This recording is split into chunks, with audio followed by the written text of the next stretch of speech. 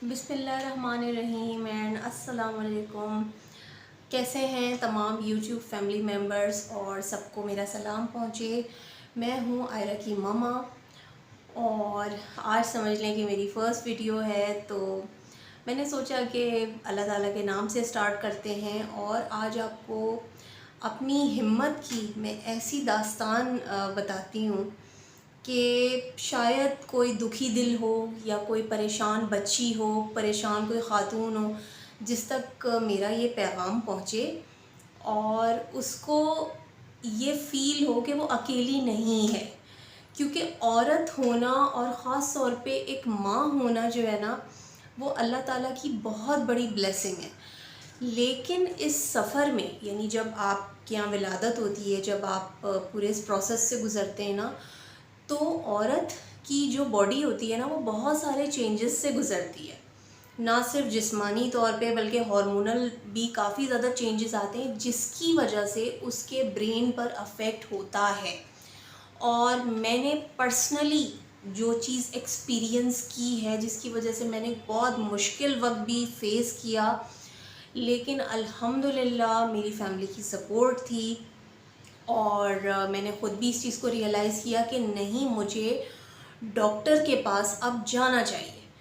क्योंकि हमारे यहाँ डॉक्टर के पास जाना जो है ना, वो एक टैबू समझा जाता है कि नहीं नहीं भाई, डॉक्टर के पास नहीं जाएंगे, हम घरेलू ही इलाज कर लेंगे। या बहुत सी ख़वातीन कहती हैं कि नहीं, हमें तो ज़रूरत ही नहीं है डॉक्टर के पास जाने की। तो आज की वीडियो उन तमाम बच्चियों के लिए है, उन तमाम ख़वातीन के लिए है कि जो शादी के बाद परेशान हैं, स्ट्रेस में हैं या डिप्रेशन में हैं किसी वजह से कि शौहर का सलूक सही नहीं है, ससुराल वालों की तरफ से काफ़ी ज़्यादा स्ट्रेस है या बच्चों की परेशानी है, फाइनेंशियल मसले मसाइल हैं। तो उन तमाम ख़वातीन को हिम्मत दिलाने के लिए है कि आप अकेली नहीं हैं। ये वीडियो आपके लिए है, तो प्लीज़ इसको स्किप मत कीजिएगा और पूरी वीडियो ध्यान से। जी तो जनाब, मैं डिस्कस कर रही थी आप लोगों से कि स्ट्रेस और डिप्रेशन बेसिकली होता क्या है।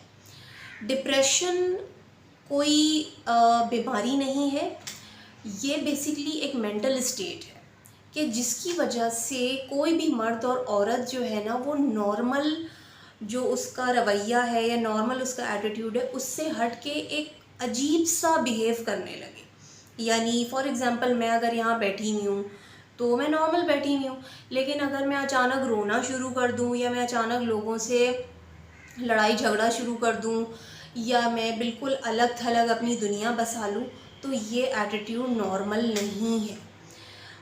मैंने जब ये चीज़ फ़ेस की, अल्हम्दुलिल्लाह शादी हुई मेरी and now I am a mother of 2। लेकिन मेरे साथ इशू ये हुआ कि I have a handicap child. मेरा जो सेकंड बेबी है हफीज़ुर रहमान, मैं आपकी मुलाकात भी करवाऊंगी। थोड़ा सा स्पेशल चाइल्ड है, लेकिन मेरे लिए तो वो बहुत स्पेशल है क्योंकि वो अल्लाह ताला का एक तोहफ़ा है।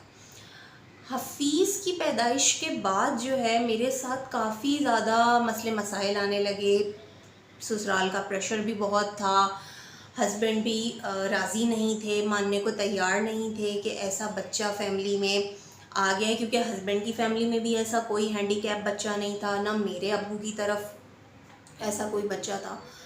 बहरहाल फिर हमने बहुत कोशिशें की, हम दुनिया के डॉक्टर्स के पास गए, हमने महंगे महंगे टेस्ट कराए, यानी अपनी औकात से बढ़ के हमने उसके टेस्ट कराए। लेकिन एंड में हमें पता चला कि बच्चे को इशू है और सीपी चाइल्ड है हमारा। जिसके बाद हस्बैंड का भी काफ़ी ज़्यादा हाइपर रिएक्शन था, घर वाले भी बहुत ज़्यादा मेरे ख़िलाफ़ हो गए थे कि यार तुमने कुछ ऐसा किया है या तुम्हारा कसूर है, क्योंकि हमारे यहाँ ज़्यादा ख़वातीन को ब्लेम किया जाता है। तो उन सारे हालात में मैं बहुत ज़्यादा चिड़चिड़ी हो गई थी क्योंकि ऑलरेडी मैं घर संभाल रही थी, मैं बच्चों को देख रही थी और ऐसे बच्चे को स्पेशली। फिर घर में सब नाराज़ हैं, कोई ठीक से बात नहीं कर रहा, कोई मुझे एक्सेप्ट करने को तैयार नहीं है। तो मैं बहुत ज़्यादा उस एक्शन का रिएक्शन शो करने लगी थी। यानी कि मेरी हालत ये हो गई थी कि मैं बहुत ज़्यादा लड़ने लगी, बहुत ज़्यादा मैं चिड़चिड़ी हो गई। इवन सूरत हाल यहाँ तक पहुँच गई थी कि मैं अपने ही बच्चों से बहुत ज़्यादा दूर भागने लगी, मैं उनसे बहुत ज़्यादा चिढ़ने लगी। देन फाइनली जिन डॉक्टर का मैं आप लोगों से ज़िक्र भी करूँगी, अल्लाह ताला उनको अजर दे, उन्होंने मुझे अपने रूम में बुलाया और उन्होंने मुझसे इतने प्यारे तरीके से उन्होंने मुझे समझाया कि उनकी बात जो है ना मेरे दिल में उतर गई। और उनकी बात सुन के आधी तो मैं रिलैक्स हो गई, मतलब आधा 50% मेरा माइंड जो है ना उसी वक्त मेकअप हो गया। एंड शी टोल्ड मी कि बेटा तुम एक लड़की नहीं हो, तुम एक माँ हो, तुम्हारे आगे 2 बच्चे हैं और तुम्हें उन बच्चों की केयर करनी है, तुम्हें उन बच्चों के लिए जीना है। माँ बाप क्या होते हैं, माँ बाप की अपनी लाइफ तो पीछे रह जाती है, अब उनका पूरा प्राइमरी फोकस उनकी औलाद होती है, उनकी तरबियत, उनकी नशोनुमा। और फिर जाहिर सी बात है एक लड़की का पहला और आखिरी सबक क्या होता है कि उसको अपना घर बनाना है, अपने हस्बैंड के साथ कॉम्प्रोमाइज़ करना है। तो किस्सा मुख्तसर ये कि अल्हम्दुलिल्लाह इस बात को हुए हुए भी तकरीबन ऑलमोस्ट 1 ईयर हो चुका है। हम लोग अपने न्यू घर में शिफ्ट हुए। शुरू में मुझे काफ़ी ज़्यादा होता था डिप्रेशन, क्योंकि मैं जॉइंट फैमिली से बिल्कुल अकेली हो गई थी। फिर हस्बैंड का भी ऑलमोस्ट प्रेशर वही था, उनका गुस्सा, उनके अंदर भी वही चीज़ें थी। लेकिन मैंने अपने आप को कंट्रोल करना सीख लिया था कि अगर कोई गुस्सा कर भी रहा है मेरे आगे या मुझे बुरा भला बोल भी रहा है तो मैं वहाँ से हट जाती थी, मैं किसी दूसरे काम में लग जाती थी, मैं अपने बच्चों को देखती थी। और आज अल्हम्दुलिल्लाह सुम्मा अल्हम्दुलिल्लाह मेरा घर अगर कोई भी विज़िट करता है उसको खुशी होती है कि मेरा घर साफ़ सुथरा, नीट एंड क्लीन होता है। दोनों माशाल्लाह बच्चों को उनकी केयर होती है प्रॉपर। बच्चों ख़ास तौर पे जो मेरा छोटू है उसकी मैं प्रॉपर केयर करती हूँ कि मैं उसको देखना भी गवारा नहीं करती थी।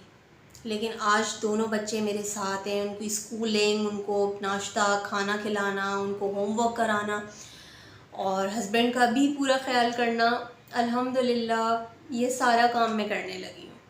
और वो जो एक गुस्से का फैक्टर था, चिड़चिड़ेपन का फैक्टर था, घबराहट का फैक्टर था, एंजाइटी बहुत होती थी कि नहीं मुझे नहीं रहना, मुझे वापस जाना है, मुझे अब्बू के घर वापस जाना है, तो वो चीज़ अल्हम्दुलिल्लाह इतनी कंट्रोल हुई कि दुनिया हैरान हो गई कि यार ये लड़की जो सीधे मुंह बात नहीं कर रही थी, जो बदतमीज़ी बहुत करती थी, जो गुस्सा बहुत हर बात पे, यानी उसकी नाक पे मक्खी भी बैठ जाए तो वो लड़ने लगती थी, आज वो पूरा घर संभाल रही है, अपने दोनों बच्चों को बहुत अच्छी तरह केयर कर रही है, अपने घर को संभाल रही है।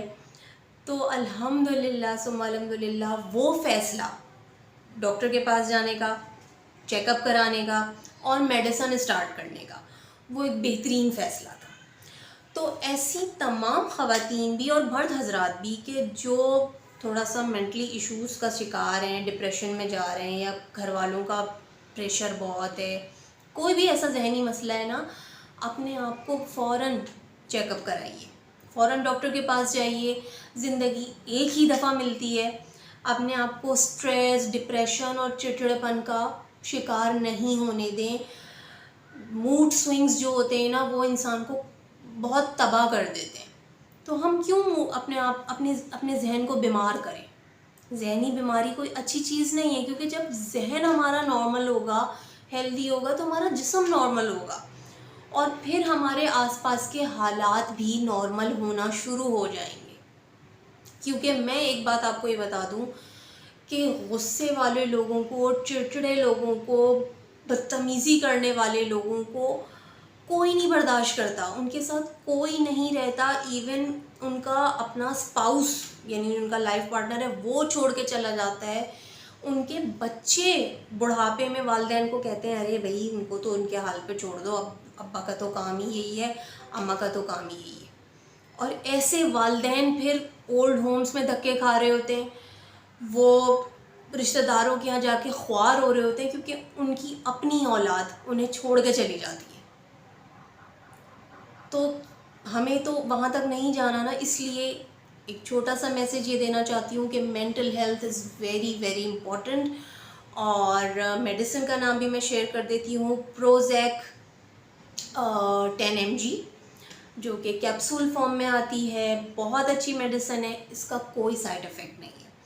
तो आप डॉक्टर से भी मशवरा ले सकते हैं, नहीं तो आप प्रोजेक 10 mg जो है वो स्टार्ट कर दीजिए फ़ौरन। लेकिन उसके साथ आप थायराइड का भी टेस्ट कराएं।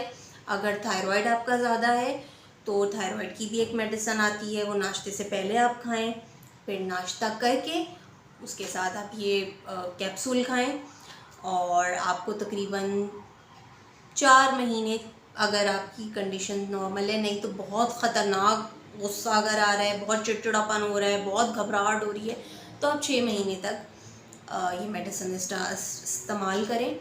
लेकिन इस्तेमाल किस तरह करनी है? शुरू के 2 महीने आपने रोज़ खानी है, ठीक है। शुरू के 2 महीने आपने डेली कैप्सूल खाना है।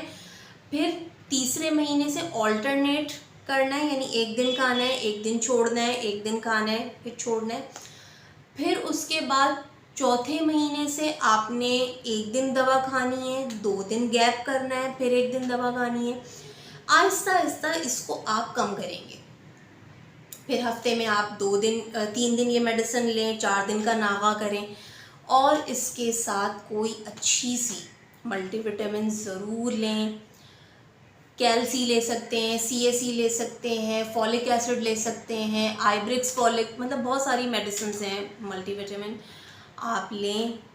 और इंशाल्लाह ताला मुझे दुआएं देंगे, क्योंकि प्रोजेक बहुत अच्छी मेडिसिन है, बहुत आपके लिए यूज़फुल होगी। सो मुझे दुआओं में याद रखिएगा। और keep smiling, make your self healthy, क्योंकि a healthy mind makes a healthy body.